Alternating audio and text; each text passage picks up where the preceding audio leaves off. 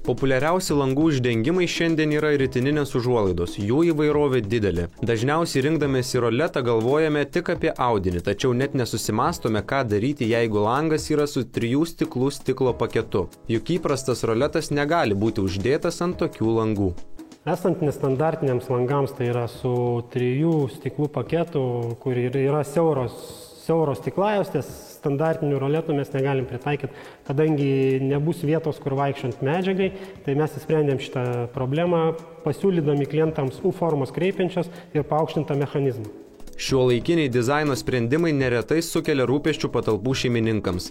Dažnas architekto sumanymas suprojektuoti spalvotus langus tampa galvos skausmu savininkui. Kaip pritaikyti baltus roletų mechanizmus prie spalvotų langų? Šiai dienai rinkoje yra ne vien balti rudi langai, yra labai didelis spektras spalvų, tai kaip pušies, auksinio ąžuolo, antracito, raudonmedžio. Taipogi Domus Lumina savo asortimente visas šitas spalvas turi.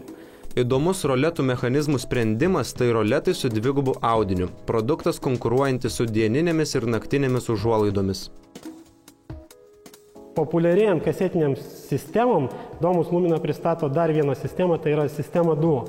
Dienos metu tai galima užtraukti skaidrę medžiagą, kuri praleis šviesą, bet iš lauko nelabai tave matys. Atėjus nakčiai galima užtraukti naktinę, tai temdančią medžiagą ir visą tai telpa į vieną kasetę.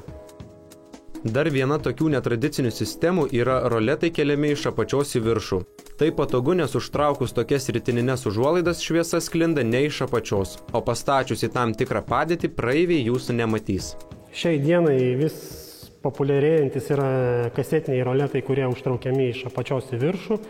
Tai yra labai aktualu, kai pirmuose aukštuose namuose, individualiuose namuose. Tobulėjant technologijoms vietoje nestovi ir roletų gamintojai. Jie prisitaiko prie naujovių ir tobulina roletų mechanizmų sistemas. Todėl renkantis roletus reiktų domėtis ne tik audiniu, bet ir įvairiomis roletų funkcijomis.